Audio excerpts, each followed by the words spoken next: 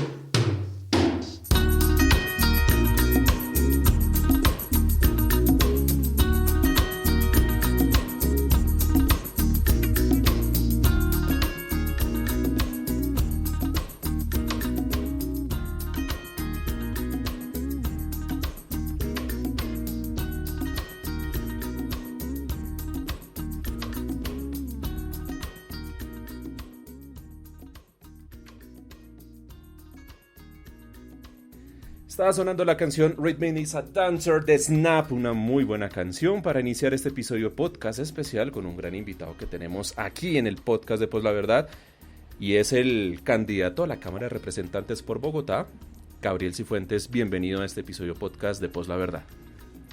Andrés, muchísimas gracias por esta magnífica invitación y un saludo muy especial a todos los que nos oyen a esta hora en el segundo día del mes de febrero.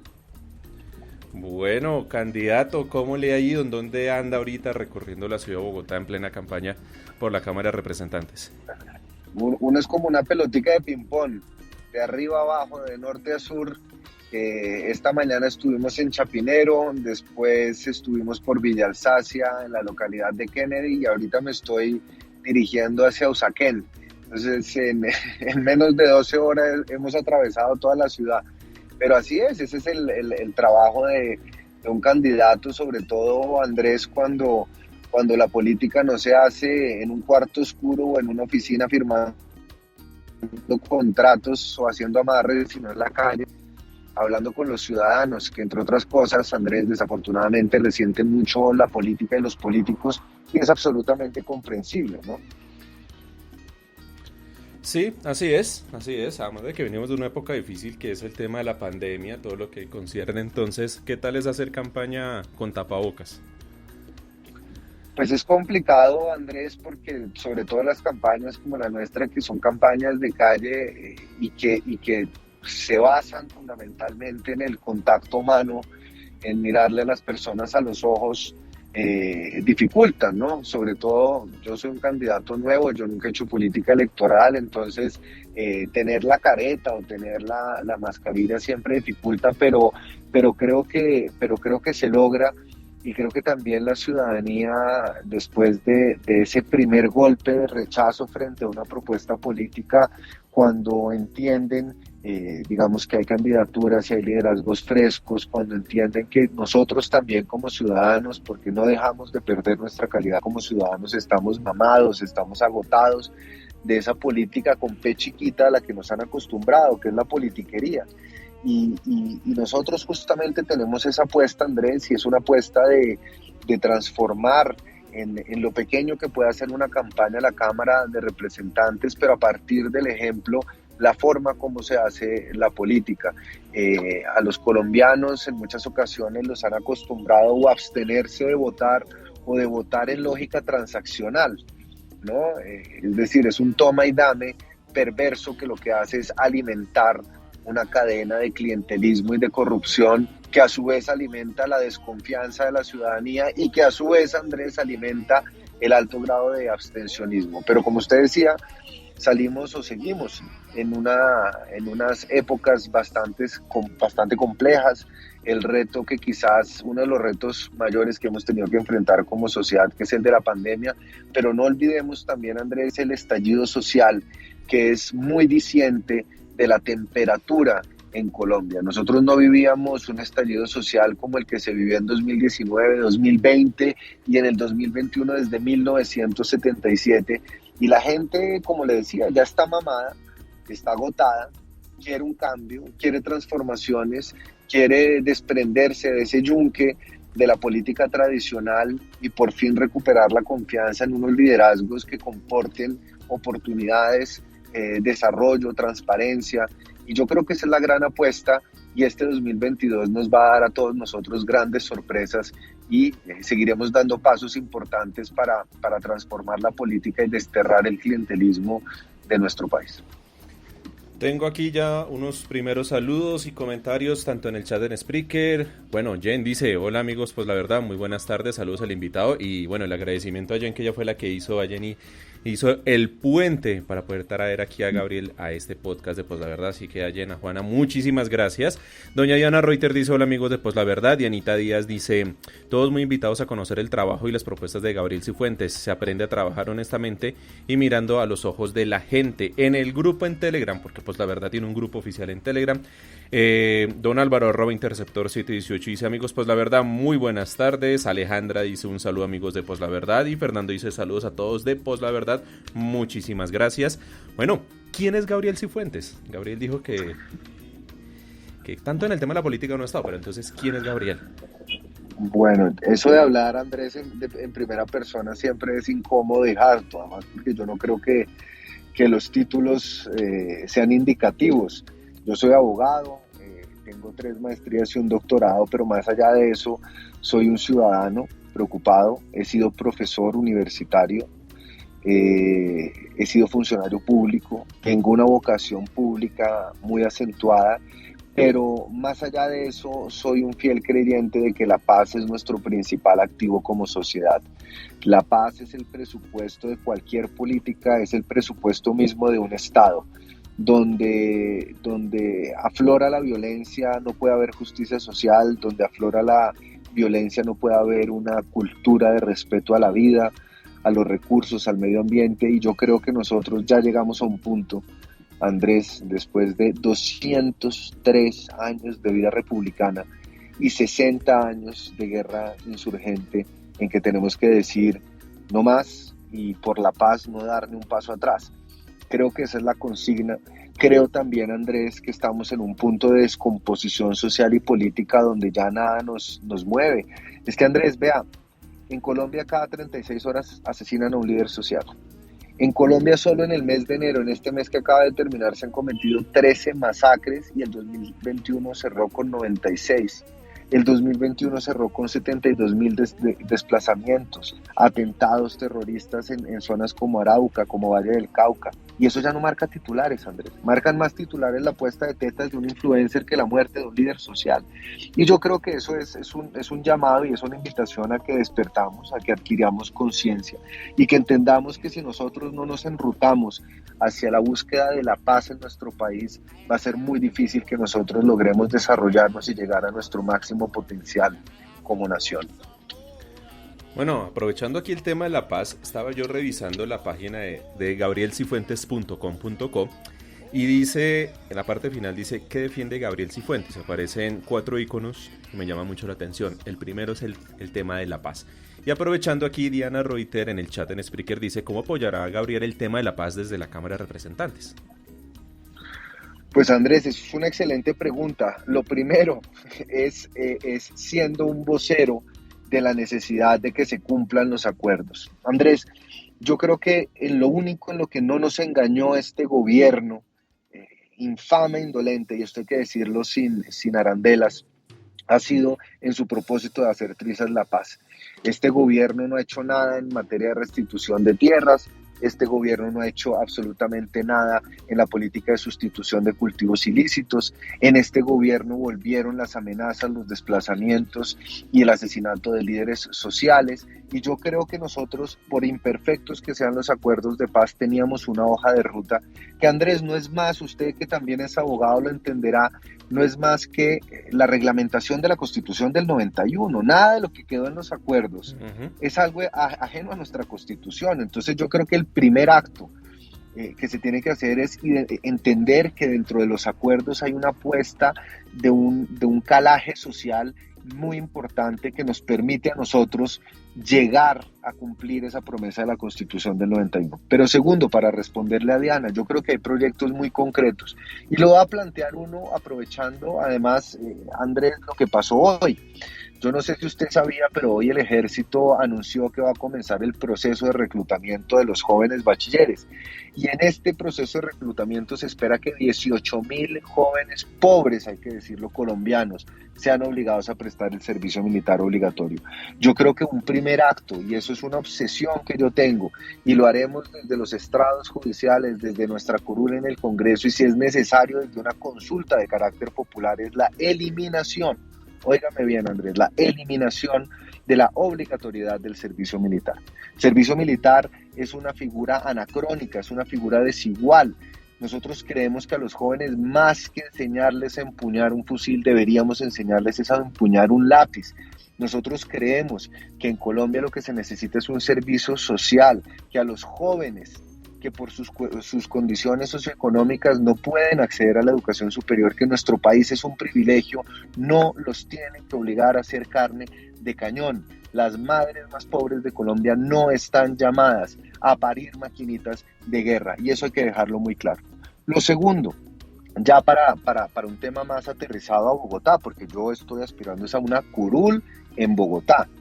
Es una reforma estructural de la Policía Nacional, una reforma estructural que implique una transformación de la estructura de la policía en Código de Derechos Humanos, con un enfoque social. La policía tiene que dejar de ser un brazo armado del Ministerio de Defensa. Usted sabe, Andrés, y aquí ya me paso yo de entrevistador y usted de entrevistado, ¿por qué a los policías le dicen agentes? Sí, el agente de policía, ¿no? Cuando en teoría, bueno, lo dice la misma Constitución, el policía es un civil armado. Sí. De hecho, la policía en muchos países está a cargo del Ministerio del Interior, ni siquiera el de Defensa. Claro. Pero usted sabe por qué la palabra agente, porque hay un verbo detrás, que es el verbo agenciar. El policía tiene que ser un puente para la satisfacción de los derechos de los ciudadanos.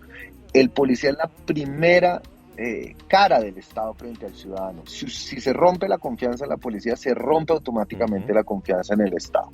Y aquí nosotros nos hemos acostumbrado a tener una policía además militarizada, una policía que, pues obviamente en razón a nuestro conflicto, tuvo que especializarse también en el combate de un enemigo, pero los ciudadanos no son enemigos. Nosotros necesitamos una policía que entienda el valor de la ciudadanía, la importancia del ejercicio de sus derechos, una policía que garantice la seguridad, pero con un enfoque social, no más miedo hacia la policía.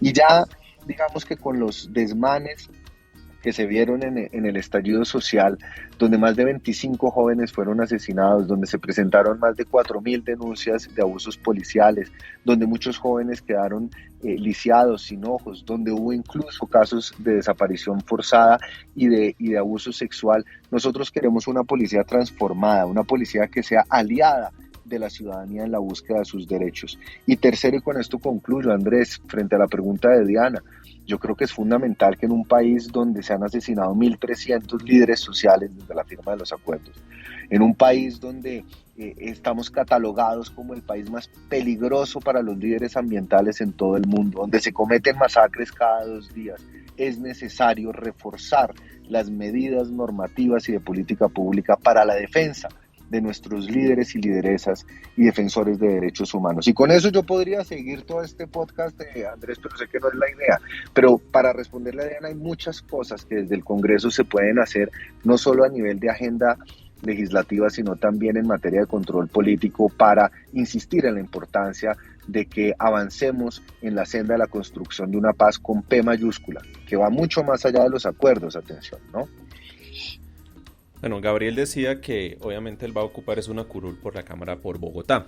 Aquí Diana Reuter también dice: Gabriel, me gustaría mucho verlo hacer campaña en mi barrio, Prado Veraniego, en Suba. Allá tenemos mucha necesidad de ser escuchados. Pues Diana, invíteme por favor, y yo le pediría también que nos dejara un punto de contacto para que dentro con el equipo podamos ponernos en comunicación y claro que sí, Diana, nosotros estamos en las calles recorriendo todas las localidades e invitando también a la ciudadanía que nos abra las puertas de su casa para tomarnos un café, para presentarnos, para oír sus propuestas. Y quiero además sumar algo, Andrés, y es que hay una particularidad de esta campaña.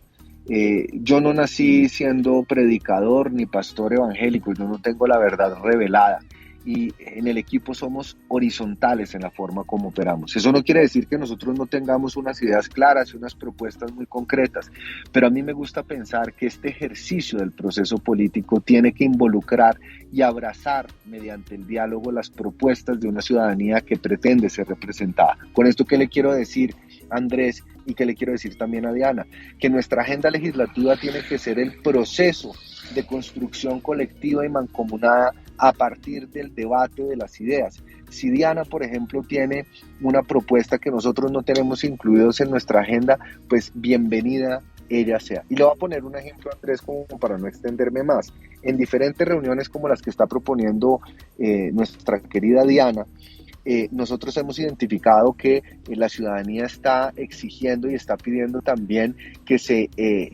establezca como obligatoria una cátedra en los colegios para que desde que seamos chiquiticos conozcamos nuestros derechos, una cátedra que se denomine Ciudadanía, Constitución y Democracia, que nos enseñen de nuestra historia, que nos enseñen cuáles son los derechos que están establecidos en la Constitución. Porque usted sabía además, Andrés, que ahorita dan una clase que se llama Humanidades y que muestra un poquito de sociales, de geografía, de ética, pero que no hay una clase de historia de Colombia como tal. ¿Cómo vamos a formar ciudadanos que exijan, que no se dejen meter goles si no le estamos enseñando cuáles son sus derechos fundamentales, cómo funciona el Estado y cómo exigirle al Estado que cumpla sus obligaciones? Esa propuesta, por ejemplo, surge de una mesa de discusión con ciudadanos que se nos han acercado para proponernos debates, discusiones, ideas y charlas. Jenny dice acá en el chat, para Gabriel, la paz se alcanza superando la inequidad social. ¿Qué propuestas tiene al respecto en una Bogotá inequitativa? Pero por supuesto, Jenny, es decir, ese cuentico mandado a recoger del uribismo de que la violencia es consecuencia del narcotráfico, que es la narrativa perversa que han tratado de vender, hay que desmitificarla. Las causas estructurales de la violencia están en la falta de Estado, en la falta de políticas sociales. En el caso de los campesinos, la falta del acceso a las tierras. En el caso de los jóvenes, la falta de participación política. En el caso de los líderes sociales, la falta de garantías de protección. Ha habido una ausencia profunda de Estado y de políticas sociales que han sido el motor y la verdadera gasolina de la violencia. En Bogotá, por ejemplo, Jenny, nosotros encontramos que si bien Bogotá es una ciudad que ofrece oportunidades, una de cada 4 jóvenes está desempleada, que 6 de cada 10 colombianos se encuentran en la informalidad, y todo esto se ha agravado, por supuesto, con ocasión de la pandemia, y ha sido un poco también el resultado y que se ha puesto en evidencia con el estallido social. Yo creo que se tiene que, desde lo nacional, en articulación con lo local, hacer un censo de las necesidades sociales y pasar por un tema que es increíble que en un Estado social de derecho, Andrés, no se hable, y es una educación superior absolutamente gratuita. Vea, le voy a contar una experiencia, una anécdota. Estábamos en el 20 de julio en la localidad de San Cristóbal la semana pasada, y se me acerca una pareja de ciudadanos y me dice: vea, es que mi hijo ha tenido que pagar 3 veces el examen de la Universidad Nacional, y para una persona de estrato 1, hablando de estratos, odio la palabra estratos y creo que se debería eliminar de tajo, porque uno no debería estar clasificado en estratos, pero las personas más humildes, ¿sabe qué es para una persona humilde sacar 120,000 pesitos para pagar el examen a una universidad pública por lo demás? Eso es una barrera inmensa para el acceso a un derecho fundamental que en sí mismo también representa una posibilidad para escalar socialmente. Pero una vez, y esos pocos afortunados que logran obtener una educación superior, se encuentran con otra barrera, Andrés, y es la barrera de conseguir empleo, ¿sí? Un empleo digno. ¿Cuántos profesionales no tenemos hoy en día que están trabajando en trabajos no calificados porque no consiguen trabajo? Y yo creo que Bogotá, siendo el motor de la economía nacional, produciendo el 27% del PIB a nivel nacional, tiene que ser un ejemplo para garantizar por lo menos la educación pública gratuita, la educación superior pública gratuita y oportunidades de empleo dignos para nuestros jóvenes. Y otro tema que yo creo que es fundamental y que muy poco se habla, Andrés, y tienen que ver con la seguridad alimentaria, la atención de la primera infancia y la doble jornada escolar. Los niños más pobres de nuestro país no están comiendo lo suficiente, y se sabe y se conoce que la nutrición es un factor fundamental para el desarrollo.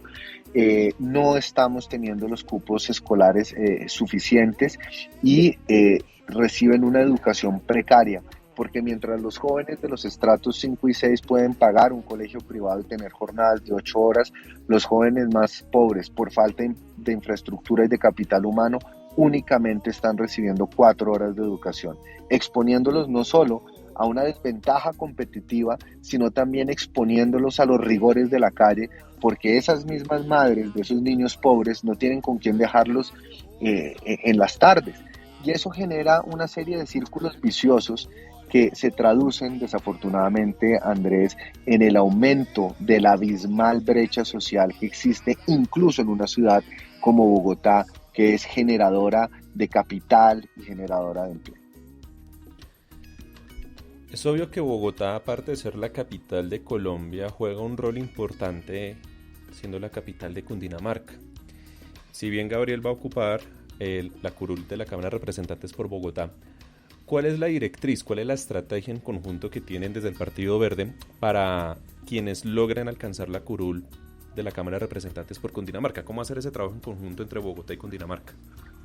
Yo creo que eso es una relación necesaria por diferentes razones, Andrés. Bogotá es receptora de una población flotante que viene a trabajar a Bogotá. O sea, muchas de las personas que trabajan en Bogotá viven en Madrid, viven en Funza, viven en Chía, viven en La Calera, en Cota, en Sopó, en fin. Entonces aquí hay una realidad y es que hay unos vasos comunicantes entre Bogotá y los municipios circundantes. Segundo, Bogotá tiene que tener una relación de diálogo fluido y no como el hermano mayor de todos los municipios que están alrededor de la capital, sino un diálogo en un mismo plano de equidad para establecer políticas en materia de transporte, en materia de desarrollo agropecuario, en términos de protección ambiental, en términos de movilidad, en términos de capital humano, en términos de servicios. Nosotros, ¿cómo podemos entrar a distinguir o decirle a un ciudadano de Soacha que es diferente a un ciudadano de Bogotá y que tiene derechos diferentes, por ejemplo? ¿No? Y Soacha es un municipio de 1 millón de habitantes.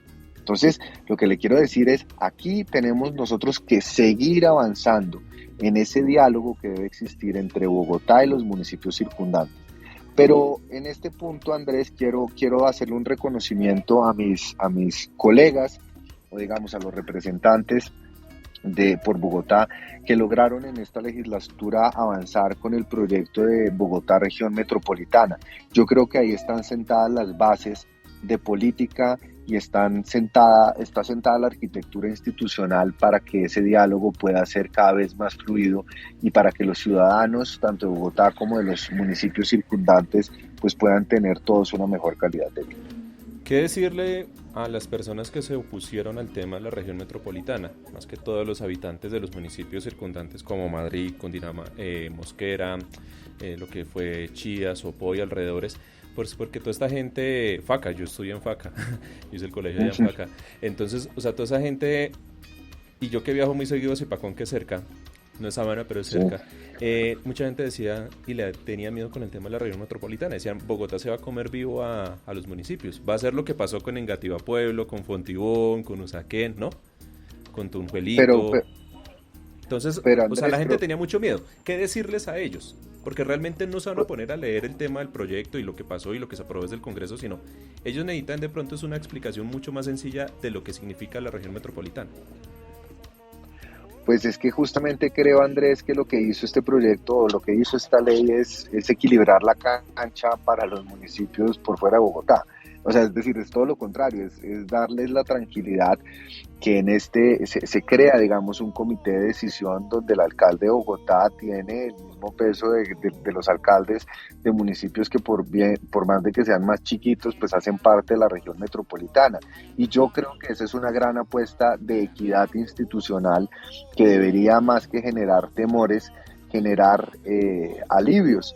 Justamente, si no existiera un mecanismo como la Bogotá Región Metropolitana, habrían muchos más riesgos que por la misma inercia y por las mismas dinámicas de una ciudad cada vez más creciente como Bogotá, pudieran darse esos procesos de absorción o esos procesos que usted está mencionando. Entonces, el mensaje sería al revés. Lo que hace la región metropolitana es crear una hoja de ruta para entender las necesidades de los municipios que hacen parte de la región metropolitana y crear unas instancias de decisiones donde cada uno de estos municipios pueda tener una voz y hacer valer sus intereses.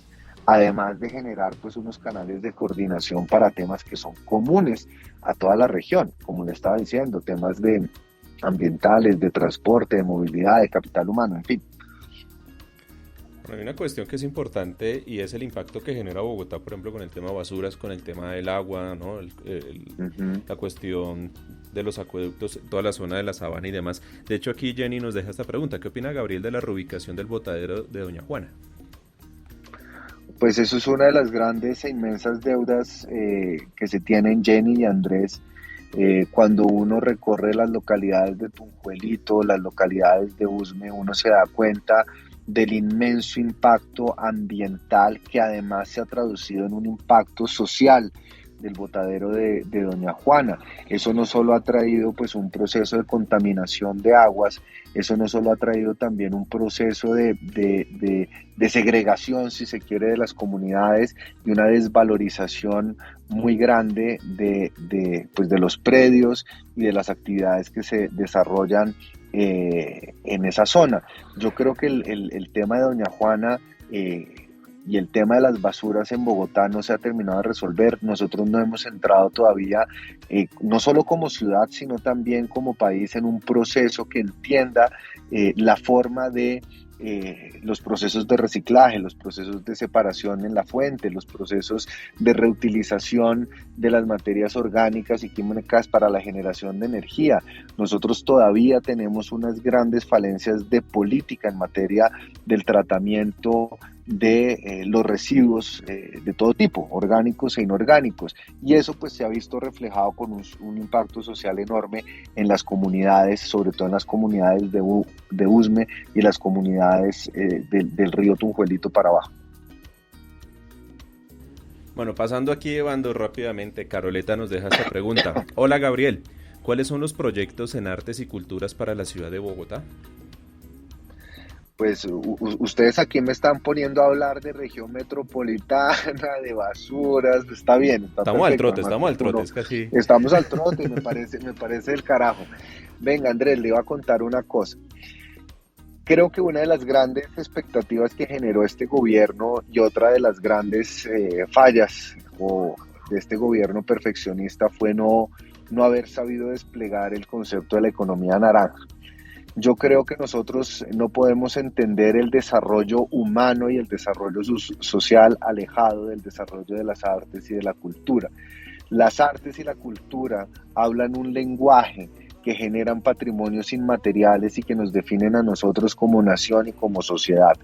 Tendría que estar la cultura en uno de los primeros renglones de la política, no solo por lo que significa en un contexto y en una visión histórica del legado que queremos dejar, sino porque se ha demostrado que a través de la cultura hay procesos de sanación muy importantes, Andrés. Hay procesos además de cohesión social, de reconstrucción de tejido social. Es un idioma universal que nos permite conectarnos. Y en mi tema, que es el tema de la paz, quiero decirle una cosa a Andrés, y Carol era la que hacía la pregunta, ¿cierto, Andrés? Carolina, en la construcción de paz, las artes y la cultura son fundamentales. Cuando uno ve, por ejemplo, a las cantadoras de Bojayá, o cuando, por ejemplo, uno ve todos los procesos de reparación simbólica que involucran, digamos, a comunidades enteras alrededor de una misma experiencia tan dolorosa y que ellos traducen a partir de la música, del arte, de la representación, y uno se da cuenta del impacto tan profundo que tienen las comunidades. Yo creo que el arte y la cultura es la sangre que corre en las venas de cualquier sociedad.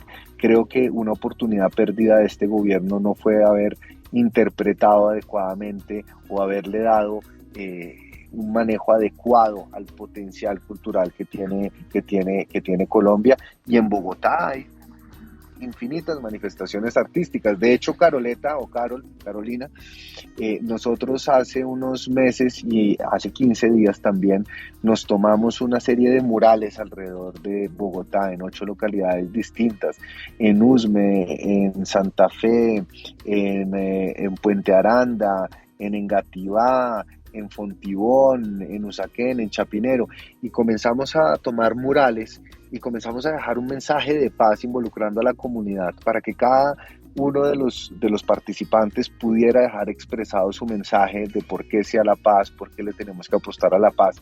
Y eso fue una actividad impresionante, de una conexión entre todos los que nos acompañaron en esos recorridos, y fue un proceso muy sanador. De hecho, si ustedes se pasan por estos días por la urbanización Carlos Lleras, en el Parque del Fuego, en la localidad de Fontibón, van a ver un mural gigante que pintamos con más de 50 vecinos de la localidad, en donde dejamos expresada una consigna, Carol, y es: si fuimos hijos de la guerra, estamos llamados a ser los padres de la paz. Y creo que no hubiera quedado mejor si no hubiera sido porque lo hicimos a través de una expresión artística, y de una expresión artística que llama a la colectividad.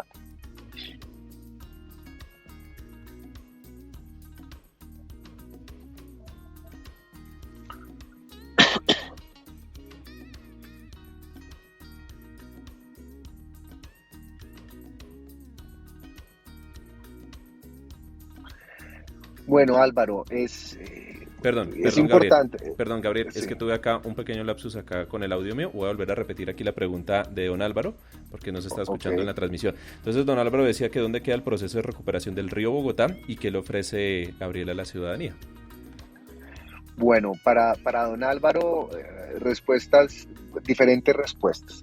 La primera es que nosotros tenemos que saber cuáles son las competencias de las autoridades locales y de las autoridades nacionales, cuáles son las competencias del Ejecutivo y del Legislativo, ¿cierto? Entonces, digamos, hay cosas que humanamente por distribución de competencias legales un representante de la Cámara no puede hacer más allá de ejercer una función de control político, ¿cierto?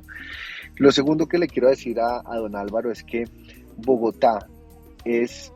Si uno mira, Álvaro y Andrés, las capitales del mundo, no solo en Europa, pues, como para decir que uno está tomando ejemplos inalcanzables, pero también grandes capitales en nuestra región, todas las capitales están alrededor de un río o del mar. Hay algún paréntesis. Gabriel estudió en Roma, ¿cierto? Yo hice un doctorado en Roma. Así y es muy bonito pasar por el río Tíber y conocer por la el isla Tíber, Tiberina. el Tíber, claro. Y en Francia está el Sena, y en Londres está el Támesis, y en Buenos Aires está el Río de la Plata. En Nueva York, pues, Manhattan está sobre un estrecho. Entonces, lo que le quiero decir es el Hudson. Entonces, si uno mira cómo están definidas las capitales, todas las sociedades se han desarrollado y se han definido alrededor del agua, ¿cierto? Y de los ríos y del mar, porque el agua es un vaso comunicante para efectos humanos, para efectos comerciales, para todos los efectos. Bogotá está desaprovechando que tiene una vena, y hemos convertido al río Bogotá en la cañería de las industrias de nuestro país, pues de la capital, ¿cierto? Entonces yo creo que la recuperación del río Bogotá tiene que ser una prioridad.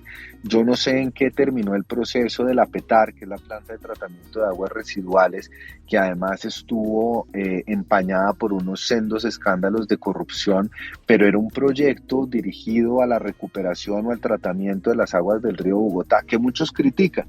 Pero es que yo creo que la recuperación del río Bogotá no solo revitaliza la capital, sino que recupera muchas zonas. El otro día estaba Andrés y Álvaro allá en Fontibón, en Pueblo Nuevo, y también cuando uno está por Engativá, por Suba Rincón, por toda la ronda del río, uno también tiene que pensar humanamente. Las comunidades que viven en la senda del río tienen que soportar olores putrefactos, y eso desmejora la calidad de vida, resta dignidad a los ciudadanos. Entonces, yo creo que la recuperación del río Bogotá, que debería ser una prioridad de la administración distrital, y que por supuesto desde el Congreso uno puede hacer control político para hacerle seguimiento, no solo podría darle una nueva cara a Bogotá, resignificar a Bogotá, sino también redignificar las comunidades que se han desarrollado y que viven en las orillas del río Bogotá, que desafortunadamente hoy, pues yo no sé, los niveles de toxicidad del agua del río Bogotá son estrepitosos. Eso sin mencionar pues el impacto ambiental que tiene. Sí, la cuestión del río Bogotá también tiene que ser es una política de Estado por el tema que el río Bogotá también llega al Magdalena y también todo el Claro. círculo de contaminación que tiene. Entonces, obviamente lo que se pueda adelantar desde el Congreso es vital. Y ya que Gabriel lo dice con el tema distrital, ¿cómo sería ese trabajo, ese engranaje desde el Partido Verde, desde el Congreso, desde la Cámara de Representantes por Bogotá, trabajando junto con la alcaldesa, que es Claudia López, que también es del Partido Verde? Yo voy a ser muy franco con esto, Andrés.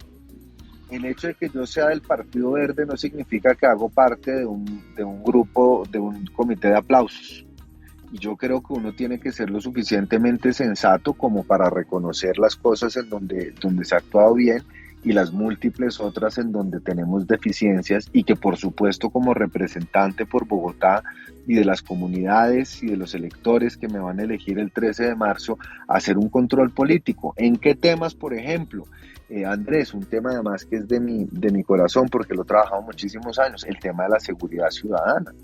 Nosotros podemos dar todas las explicaciones y mostrar todas las estadísticas del mundo, pero el problema de la seguridad ciudadana en Bogotá, así como en otras ciudades, está desbordado y tiene que ser atendido. Nosotros no podemos seguir siendo, Andrés, prisioneros del AMPA. No podemos seguir pagando casa por cárcel porque nos da miedo salir a la calle.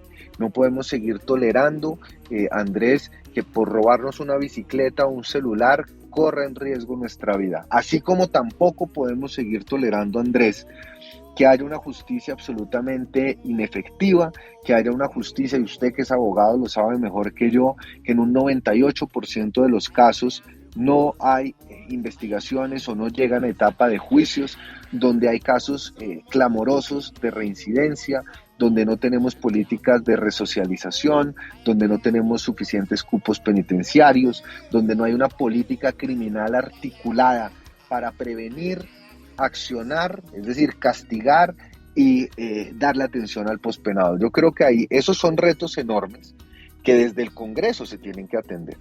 Nosotros tenemos, Andrés, que articular la política criminal, la política penitenciaria y la política de seguridad ciudadana, y no verlos como tres vehículos separados que cada uno andan por su cuenta. Y eso es lo que ha faltado.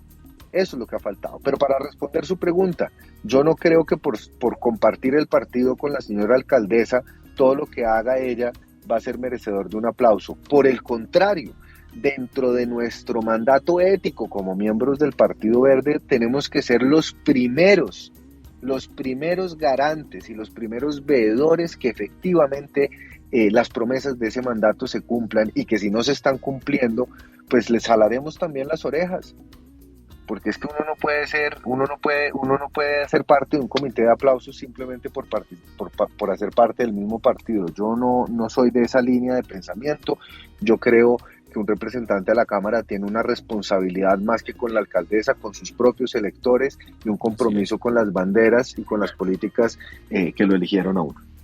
Es algo que, por ejemplo, en el fútbol se dice mucho, ¿no? Lo que le decían con el tema del Barcelona. ¿Quién está por encima de quién? ¿Messi está por encima del Barcelona o el Barcelona está? Los intereses del equipo, de la hinchada, están por encima del jugador. En este caso es importante dejar eso muy claro, ¿no? Que los intereses de la ciudadanía están por encima, ¿no? De los intereses, por ejemplo, de lo que puede representar la alcaldesa. Esto que me dice Gabriel, lo podría entender que si en dado caso, si se amerita, se podría incluso citar a la alcaldesa después del 20 de julio a un debate de control político para el tema de seguridad, por ejemplo. No se puede, legalmente no se puede, no está obligada a asistir. Se puede convocar, por supuesto, pero ella está obligada a asistir a los debates de control político del Consejo de Bogotá, más no del Congreso. Del Congreso ahora, ya han habido 2 y no ha ido, si no estoy mal. Sí, es decir, podría ir, no está prohibido que vaya, sí. Es optativo, ¿sí? Entonces, si nosotros vemos que hay un tema de seguridad ciudadana, de movilidad, algo que afecte a Bogotá región, pues se harán, además, pero es que el ejercicio del control político no solo es el debate de control político.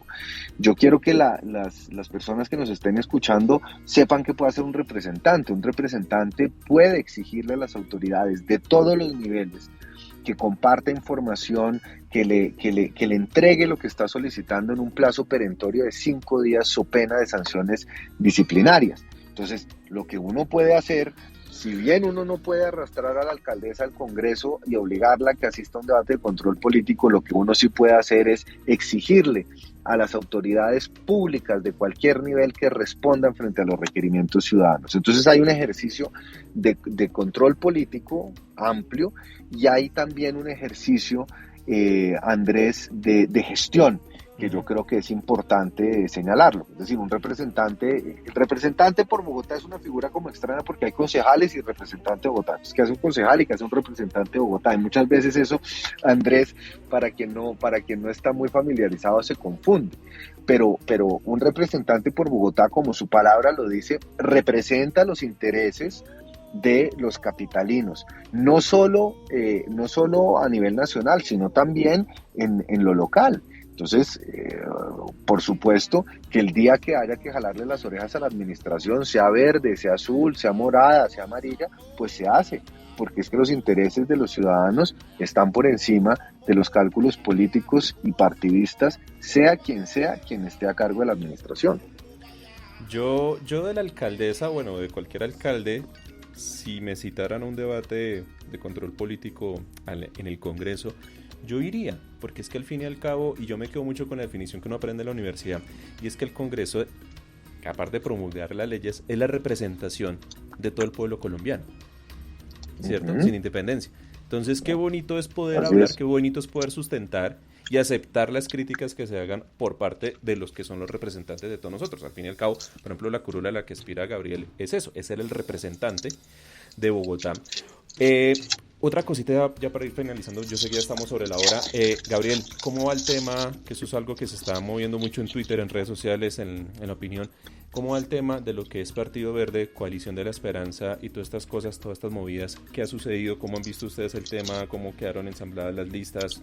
Lo que nos quiera decir frente a sus sentimientos, sus impresiones ya desde adentro, desde la coalición Centro Esperanza. Yo lamento profundamente todo lo que está sucediendo en estos días con el tema de Ingrid Betancourt, de Alejandro Gaviria, pero lamento más profundamente que el Partido Verde haya decidido dejar en libertad a sus militantes y no tener una candidatura propia a la presidencia, porque el propósito de un partido es la vocación de poder en el buen sentido de la palabra, ¿no? Entonces, para evitar las rupturas internas, se tomó la decisión salomónica de dejar en libertad a sus militantes, que fueran libres. Entonces tenemos un poquito en el pacto, tenemos un poquito de simpatizantes de Camilo Romero, de Gustavo Petro, de Fajardo, de Gaviria. Yo creo que eso fue una decisión muy costosa. Creo que además el Partido Verde es el partido alternativo que ha tenido mayor proyección en los últimos 15 años, por lo menos desde la ola verde en el 2010, y eso es un retroceso político. Frente a lo que está pasando actualmente con el tema de las consultas y de las listas, creo que hacen mucho ruido, hacen mucho daño, no suman al debate público, pero creo también, Andrés, que uno no puede ser injusto y no reconocer que eso está pasando en todas partes, ¿no? Sí. La pelotera en la derecha, en el uribismo, con la Cabal diciendo que le robaron la encuesta, con Oscar Iván Zuluaga, que pues es un comodín que todos saben que Uribe va a quemar para apoyar su verdadero candidato, que es Fico, Peñalosa, que no sabe al fin si se va por la U o por dónde se va, Char por otro lado, y pues en el pacto histórico también hay peleas. La conformación de la lista cerrada del pacto histórico fue una pelotera interna durísima. Lo que pasa es que los únicos bobos que se pusieron a ventilar eso, o los únicos bobos que nos ponemos a ventilar los problemas que se dan en toda democracia y en todo escenario donde se tienen que tomar decisiones políticamente álgidas, pues fuimos los del centro, ¿sí? Pero peloteras hay en todas partes, maestro. Eso sí hace parte del día a día de los partidos y de los movimientos políticos. Creo que fue un tema, genera un desgaste, hubo ahí una torpeza en términos de comunicaciones y no solo para el centro, Andrés, sino también para los sectores más progresistas y para los sectores de la derecha. Lo que yo sí extraño verdaderamente al margen de las peloteras es que es un debate político pero absolutamente huérfano de ideas. Sí. Dios mío, qué sequía de propuestas, qué sequía de claridad, qué sequía de falta de visión de país.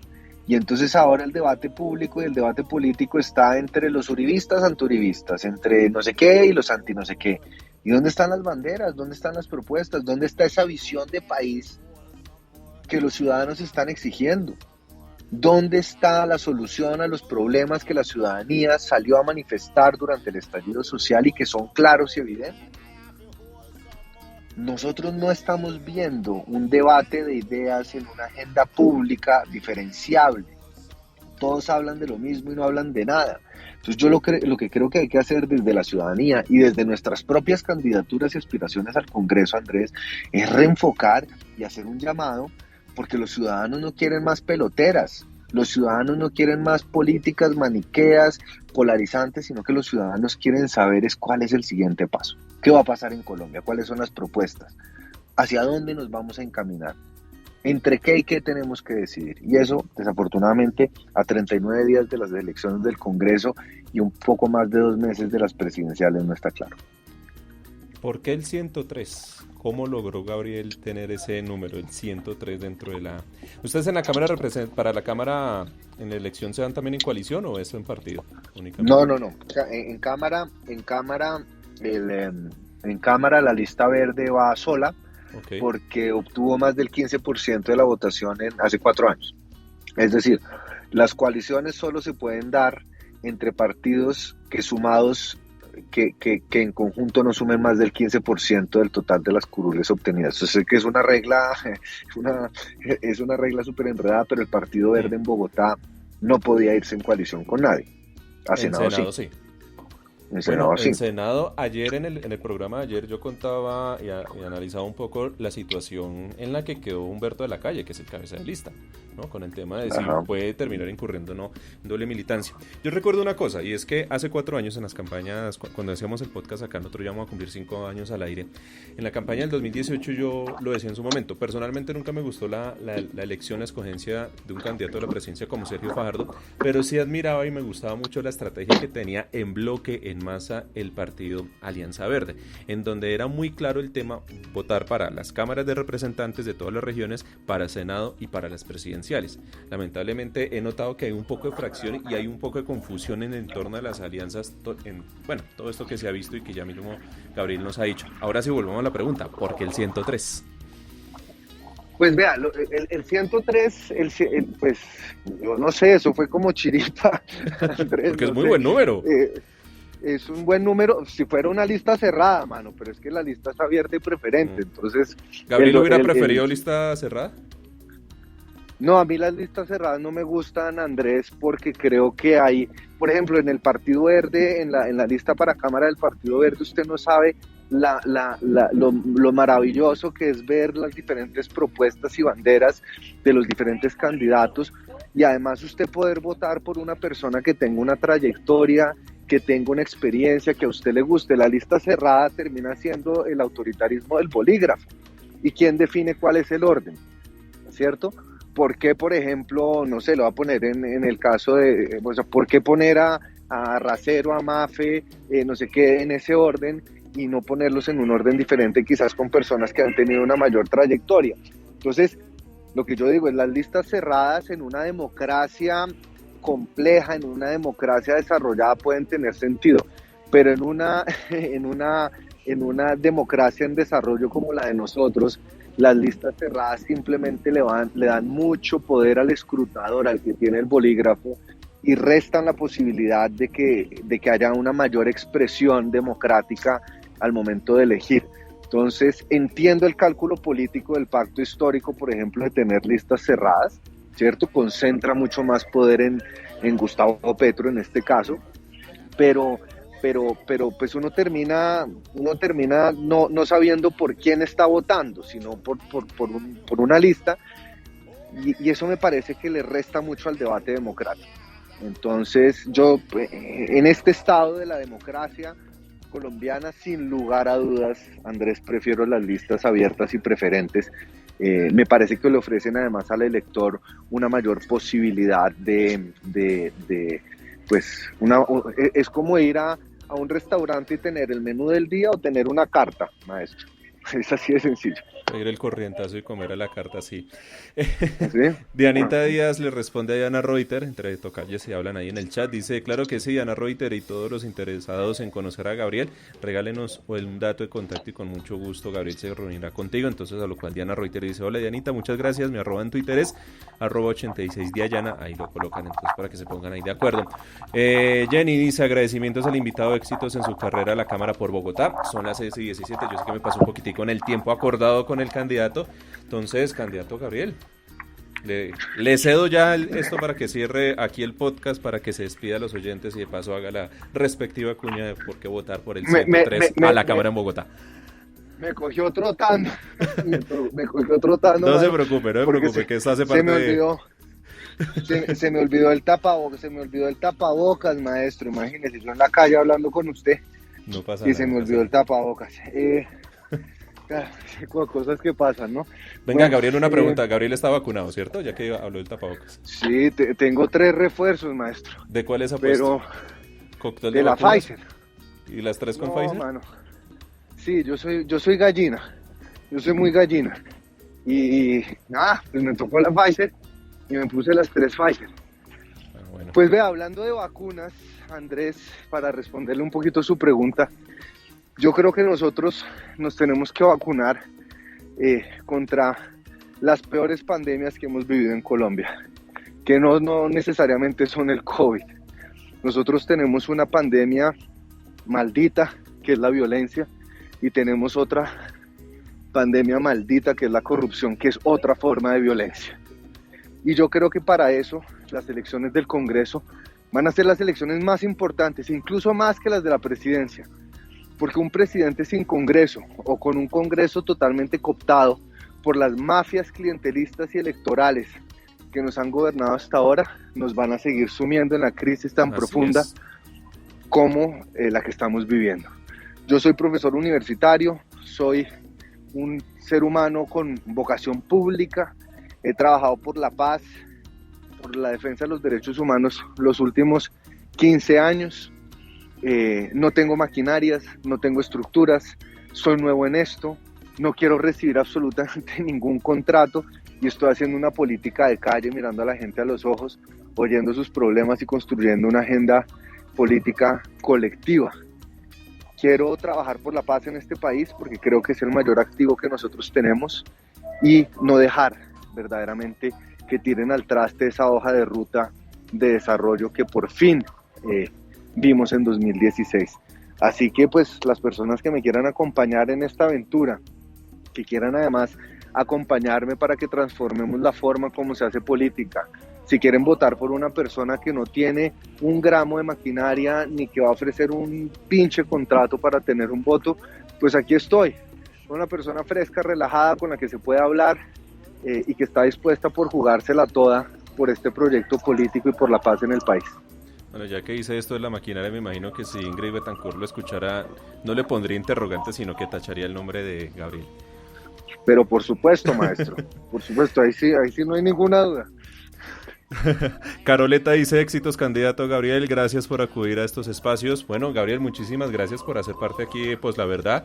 Los micrófonos siempre van a estar abiertos y qué bueno sería que pasadas las elecciones y quedando ya elegido como representante de la Cámara por Bogotá y viendo cómo va a quedar configurado el Congreso para los próximos 4 años, nos volviera a acompañar para poder analizar un poco más y en mejor medida cómo van a ser las estrategias legislativas, todo el tema que se va a enfrentar ya siendo usted congresista en forma. Entonces, el espacio aquí, los micrófonos de Pues la Verdad están aquí a su disposición.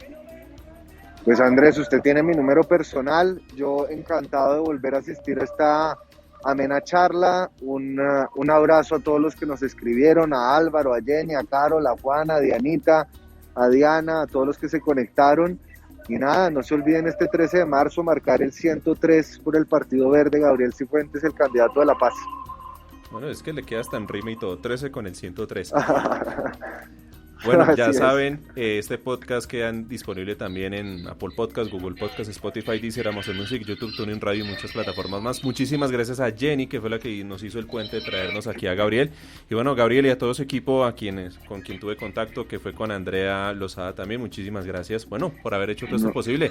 Así que Muchas gracias a usted. Muchas gracias a usted, Andrés. Un fuerte abrazo. Nos vemos en una próxima ocasión. los mejores éxitos, Gabriel, en esta campaña. Vale. Muchas gracias. Hemos llegado hasta el final de este episodio podcast. Gracias por habernos acompañado.